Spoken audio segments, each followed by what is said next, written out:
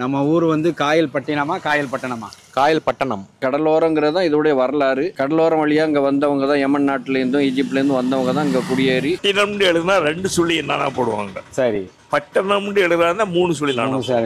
ஒரு 2 வருஷத்துக்கு முன்னாடி பேங்காக்கு வரும்போது நீங்கள் அந்த சேனல் ஆரம்பித்த ஆரம்ப நிலையில் இருந்தீங்க. மொத்தம் ஆதி காலத்தில் பட்டணம் தான் சொல்லி கேள்விப்பட்டிருக்கிறேன். காயல்பட்டினம். முத்தமிழறிஞர் கியாபே விஸ்வநாதம் அவர்கள் சொன்னது ஒரு தவறு செய்து விட்டீர்களே என்று சொன்னார். நான் திடுக்கிட்டு விட்டேன். பட்டினம் தான் என்ன இது? காயல்பட்டினம் பாண்டிய மன்னர்கள் காலத்தில் ஒரு துறைமுக நகரம். இது காஹிர் ஃபதன், காஹிரூன் பதி, காயல் பதி அப்படின்னு எழுதியிருக்காங்க.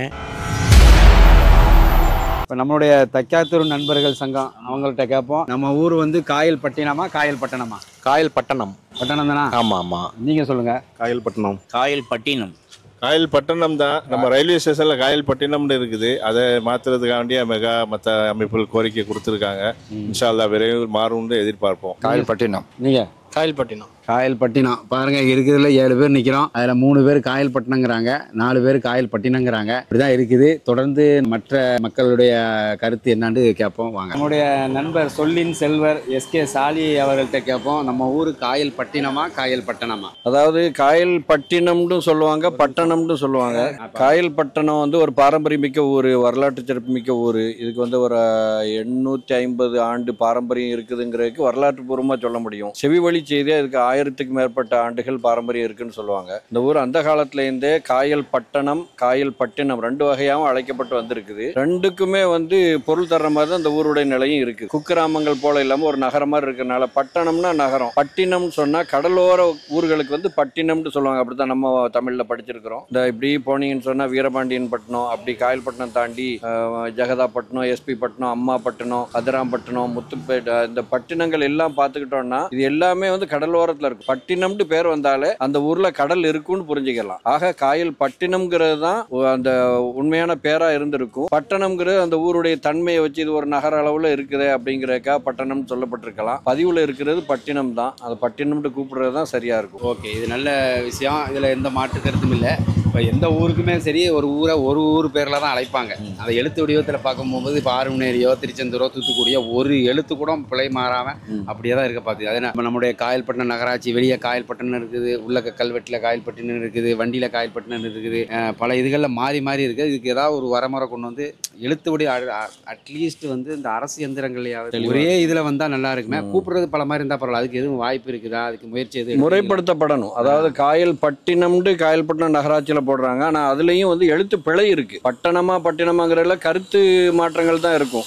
பட்டணம்னு வரலாம், பட்டினம்னு வரலாம். ஒருவேளை பட்டினம்னு நீங்க போடுறதா இருந்தா பட்டி 2 சுழி நான் போடணும், பட்டினம்க்கு 3 சுழி நான் போடணும். காயல்பட்டினம் நகராட்சியுடைய அந்த துப்புரவு வாகனங்கள் எல்லாம் பாத்தீங்கன்னா பட்டினம்னு போட்டு டீக்கு அப்புறம் 3 சுழி நான் போடுவாங்க. அது தவறு, எழுத்து பிழை, அதுக்கு பொருள் கிடையாது. அதுதான் கடலோரங்கிறது தான் இதோடைய வரலாறு. கடலோரம் வழியா இங்க வந்தவங்க தான் யமன் நாட்டிலேருந்தும் ஈஜிப்ட்லேருந்து வந்தவங்க தான் இங்க குடியேறி இங்க உள்ள மக்களோட வாழ்ந்து திருமண உறவுகளை வச்சுக்கிட்டு பழகி பெரிய வாழ்ந்து அதன் மூலமா இஸ்லாம் இந்த ஊருக்கு வந்ததுன்னு நம்ம எல்லாம் சரித்திர வாயில கேள்விப்படுறோம். அதனால பட்டினம்ங்கிற பேர் தான் சரியாக இருக்கும். அதைத்தான் நம்ம பயன்படுத்துறது சரியா இருக்கும். நகராட்சி இதை கவனத்துல கொண்டா நல்லா இருக்கும். ஓகே, ரொம்ப நல்லது. இது போல நம்ம தொடர்ந்து மற்ற மக்கள்கிட்டையும் நம்ம கேட்டு தெரிஞ்சுக்கிறோம். கண்டிப்பா உங்களுடைய தாய் தமிழன் சேனலை நான் தொடர்ந்து பார்த்துட்டு இருக்கிறேன். ஒரு 2 வருஷத்துக்கு முன்னாடி பேங்காக்கு வரும்போது நீங்க அந்த சேனல் ஆரம்பிச்ச ஆரம்ப நிலையில இருந்தீங்க. இப்ப பார்க்கும்போது என்னமோ பல வருடங்கள் சேனல் நடத்துற மாதிரி ஒரு நிறைய பதிவுகள், உங்களுடைய அருமையான கோர்வைகள் எல்லாமே நம்ம பார்க்குறோம். இன்னும் சிறப்பா போகணும். மக்களுக்கு இதன் மூலமா என்ன செய்ய முடியுமோ எல்லா நல்லதையும் செய்யணும்னு வாழ்த்துறேன். உங்களுடைய ஊக்கமும் ஆக்கமும் எங்களுக்கு ரொம்ப உத்வேகத்தை கொடுத்தது. ரொம்ப நன்றி. துவா செய்யுங்க. அஸ்ஸலாமு அலைக்கும். ஓகே, அரசியல் பிரமுகர் காக்காட்ட கேட்போம். நம்ம ஊர் காயல் பட்டினமா காயல் பட்டணமா? காயல் பட்டணம். கட்சி பதவியில எல்லாம் இருந்துக்கிறீங்க. அப்பம்ல இருந்து காயல் பட்டணம் தான் இருக்கு. நம்ம சின்ன பிள்ளையா இருக்குமே காயல் பட்டணம் தான். காயல் பட்டணம் தான், காயல் பட்டினம் இல்ல. ஓகே, காக்காவுடைய கருத்து வந்து காயல் பட்டணம். ஆமா, ஓகே, நல்லதாக. காயல் பட்டினம் தான். பட்டினம் தானா? பட்டணம் இல்ல. எழுதும்போது பட்டினம்னு எழுதுனா 2 சுழி என்னன்னா போடுவாங்க. சரி. பட்டணம்னு எழுதுனா 3 சுழி நானும். அப்ப என்ன போடணும் ஆக்சுவலா? 2மே அக்செப்டபிள் தான். அப்படியா? எல்லா ஊருக்கும் ஒரு பேர் தான் நிற்குது. அதே காயல் பட்டணத்துக்கு மட்டும் 2 ஸ்பெல்லிங் மிஸ்டேக் மட்டும் தானே? இல்லையே, பட்டணண்டா அர்த்தம் வேற, பட்டணண்டா அர்த்தம் வேற. அர்த்தமே மாறுதே. எப்படியும் போட்டுக்கலாம். உங்களுடைய கருத்து. ஓகே, நல்லது. நீங்க சொல்லுங்க அக்கா. காயல் பட்டணம் தான். காயல் பட்டணம் தான், பட்டினம் இல்ல. பட்டினம் இல்லை, கிடையாது. காயல் பட்டணம். பட்டணம் தான். பட்டினம் கிடையாது. சரி சரி. காக்காவோ வந்து காயல் பட்டணம் சொல்றாங்க. உங்க இதை சொல்லுங்க. காயல் பட்டினம் தான். பட்டினம் தான். பரவாயில்ல. நீங்க காக்கா? காயல் பட்டினம். பட்டினம் தான். காயல் பட்டினம் தான். பட்டினம் தான். இப்போ பாருங்க, அவங்கலாம் பட்டணம்னு சொன்னாங்க. ஒரே இதில் தான், ஒரே முகல்ல தான் இருக்கிறோம். காயல் பட்டினம். பட்டினம் தானா? பட்டினம். பட்டணம் இல்லை. பட்டணம் முதல் ஆதி காலத்துல பட்டணம் தான் சொல்லி கேள்விப்பட்டிருக்கிறேன். சரி. இப்போ பிற்காலத்துல பட்டினம்னு இது வந்திருக்கு. அப்படியா? சரி. காக்காட கருத்து வந்து காயல் பட்டினம். அவங்க கிட்ட கேட்போம். எனக்கு 58 வயசாகுது. முன்னோர்கள் காயல் பட்டணம்னு சொல்லிட்டு இருந்தாங்க ஆரம்பத்துல. இப்போதைக்கு கொஞ்ச நாள் அதுக்கப்புறம் தான் காயல் பட்டினம்னு வருது. சரி. ஆரம்பத்தில் எல்லாரும் நாங்களாம் சின்ன பிள்ளைங்க தான் காயல் பட்டணம் தான் நமக்கு இப்போ ஊர் பேர் சொல்லுவாங்க. வாகன ஓட்டி அவங்க வந்து பல வருஷமா வண்டி ஓட்டிட்டு இருக்கிறாங்க. நம்ம ஊரு காயல் பட்டணமா காயல் பட்டினமா? காயல் பட்டினம். காயல் பட்டினம் தானா? உங்களுக்கு தெரிஞ்சு பட்டினம் இல்ல? பட்டினம் இல்லை. சரி, ஓகே. காயல் பட்டினமா காயல் பட்டணமாங்கிற அலசல தொடர்ந்து கேட்போம். புடையார் பள்ளி நண்பர்கள்ட்ட கேட்போம், காயல் பட்டினமா காயல் பட்டணமாண்டு. நீங்க என்ன, உங்களுக்கு என்னது? என்னுடைய இது பட்டணம் அப்படிங்கிறது தான். முன்னாலேருந்து நம்ம ஊர்ல காயல் பட்டணம் அப்படின்னு தான் போட்டிருக்கோம், பட்டினம்னு போட்டிருக்காது. என்னுடைய இது பட்டணம் தான். பட்டணம். காயல் பட்டணம். பட்டணம். நீங்க சொல்லுங்க. பட்டணம் தான் நாம யூஸ் பண்ணிட்டு இருக்கிறது.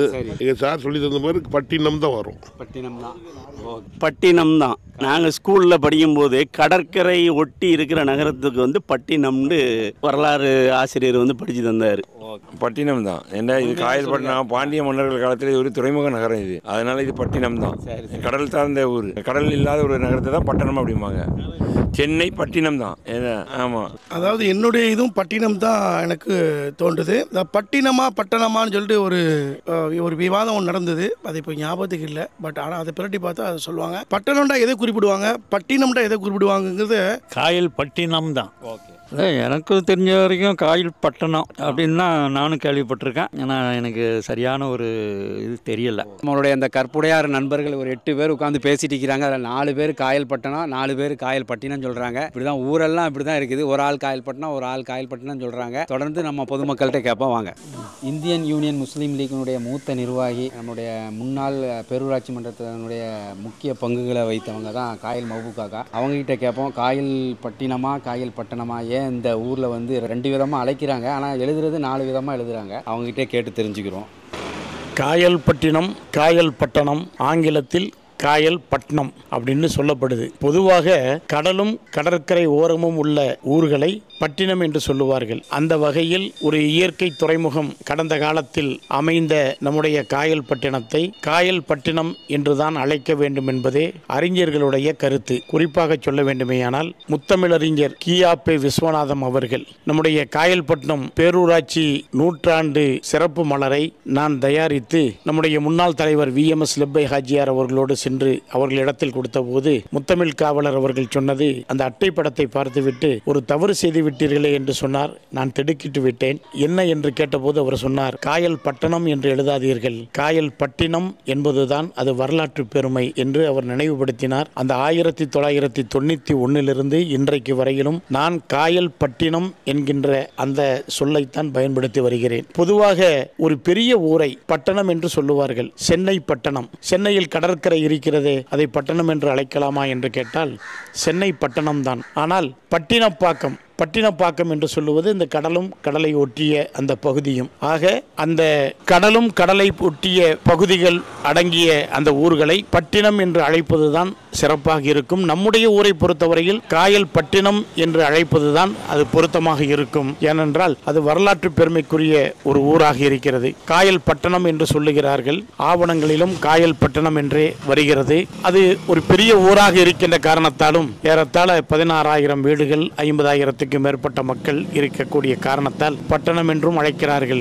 ஆனால் என்னை பொறுத்தவரையில் நம்முடைய அறிஞர் பெருமக்கள் அத்தனை பேரும் சொல்லி காட்டியதன் அடிப்படையில் காயல் பட்டினம் என்று அழைப்பதுதான் அது பொருத்தமாக இருக்கும். நம்மளுடைய நகராட்சியில் ஏற்கனவே காயல் பட்டினம் தான் போட்டிருந்துச்சு. இப்போ புதுசாக காயல் பட்டணம்னு பெருசாக நகராட்சியில் போட்டிருக்கிறாங்க. நகராட்சி வண்டிகளோ சரி, இல்லை கல்வெட்டிலோ சரி, காயல் பட்டினம் தான் போட்டிருக்குது. ஒரே மாதிரியாக எழுத சொல்லி நாம் ஒரு முறைப்படியான ஒரு மனுவை அரசாங்கத்திற்கு வழங்கினால் ஒரே மாதிரியான பெயரை நிச்சயமாக பதிவு செய்வார்கள். அதில் ஒரு பெரிய விஷயம் இல்லை. அது அந்த காரியத்தை நாம் செய்து விடலாம்.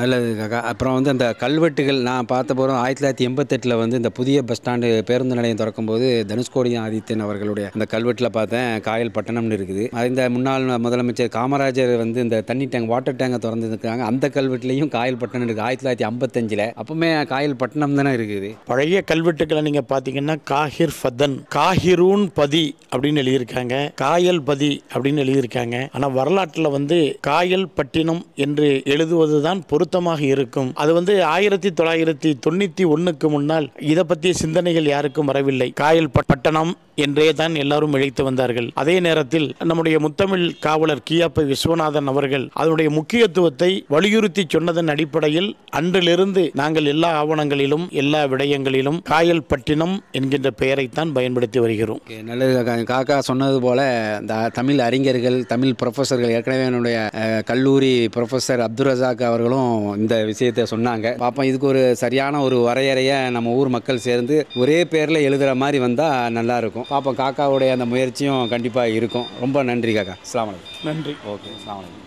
மக்களே இந்த காயல் பட்டினமா காயல் பட்டணமாங்கிற ஒரு அலசலை வந்து கிட்டத்தட்ட ஒரு வாரமாக நம்ம எடுத்திருந்தோம். நம்ம ஊருடைய பொதுமக்கள், வியாபாரிகள், ஆசிரிய பெருந்தகைகள், மார்க்க அறிஞர்கள், வரலாற்று ஆய்வாளர்கள், இப்படி பலதரப்பட்ட மக்கள்கிட்டையும் நம்ம வந்து நம்ம ஊரை பற்றி கேட்டிருந்தோம். காயல் பட்டினமா காயல் பட்டணமாண்டு இது ஏன் இந்த ஒரு அலசல் என்னுள்ள ஏற்பட்டதுன்னு சொன்னால், நான் கல்லூரிக்கு போன முதல் நாளே என்னுடைய தமிழ் ஆசிரியர் முனைவர் பேராசிரியர் அப்துல் ரசாக் அவர்கள் வந்து எங்கள் முதல் நாள் வந்து எல்லா மாணவர்கள்ட்டையும் சொந்த ஊர் பேர் கேட்க போகும்போது மொத்தம் 40 பேரில் 4 பேர் காயல் காயல் பட்டினம். எங்கிட்ட பேர் கேட்க போகும்போது நான் காயல் பட்டணம்னு சொன்னேன். அவர் சொன்னார் காயல் பட்டினண்டாரு, நான் பட்டணண்டா. 2 பேருக்கும் இல்லையே வார்த்தை போர் முட்டிடுச்சு. ஒருவேளை அவர் நிப்பாட்டி சொன்னார், தம்பி உங்கள் ஊர் பேர் காயல் பட்டினம். பட்டினம், பாக்கம், சேரி இது போன்று இந்த கடல் சார்ந்த ஊர்கள் எல்லாமே பட்டினம் என்றது அடித்து சொன்னார். அன்று ஏற்பட்ட மனதில் வந்த ஒரு தாக்கம் தான் இன்றைக்கு வந்து இந்த ஒரு அலசலில் கொண்டு வந்து விட்டுருக்குது. நீங்களே பார்த்துருப்பீங்க ஒவ்வொருத்தரும் என்னென்ன சொன்னாங்கன்ட்டு. பேச்சு வழக்கில் 1000 பேர் நம்ம சொல்லலாம். என்னதான் இருந்தாலும் எழுத்து வடிவத்தில் அது ஒரு பேரில் இருந்தால் தான் நல்லாயிருக்கும். அதுலேயும் குறிப்பாக அரசு அலுவலகங்கள் நகராட்சிகளில் வந்து ஒரு பேர்லேயே இருந்தால் அது நல்லாயிருக்கும். நம்ம 1000 பேரில் கூடலாம். அதுக்கு 1008 வழக்கம் சொன்னாங்க. உண்மையிலேயே அப்படிப்பட்ட ஒரு வரலாற்று சிறப்புமிக்க ஊர் தான் நம்மளுடைய காயல் பட்டினம். கண்டிப்பாக இது சம்பந்தமான விஷயங்களை வந்து நம்மளுடைய நகராட்சியும் சரி நம்மளுடைய அந்த காயல் பட்டின வரலாற்று ஆய்வாளர்களும் சரி நல்ல ஒரு முடிவு எடுப்பாங்கன்னு நம்மளும் நம்புகிறோம். இதை பார்த்துட்டு இருக்கிற நம்ம வியூவர்ஸு உங்களுடைய கருத்துக்களை வந்து இது காயல் பட்டினமா காயல் பட்டணமாங்கிறத நம்மளுடைய இந்த கமெண்ட் பாக்ஸில் வந்து மறக்காமல் கமெண்ட் பண்ணுங்கள். இந்த காணொலி உங்களுக்கு பிடிச்சிருந்தால் லைக் பண்ணுங்கள், ஷேர் பண்ணுங்கள், மறக்காமல் சப்ஸ்கிரைப் பண்ணுங்கள். மீண்டும் மற்றும் ஒரு பதிவில் சந்திப்போம். அதுவரை உங்களிடமிருந்து விடைபெறுவது தாய் தமிழன் கபுன் கிராப்.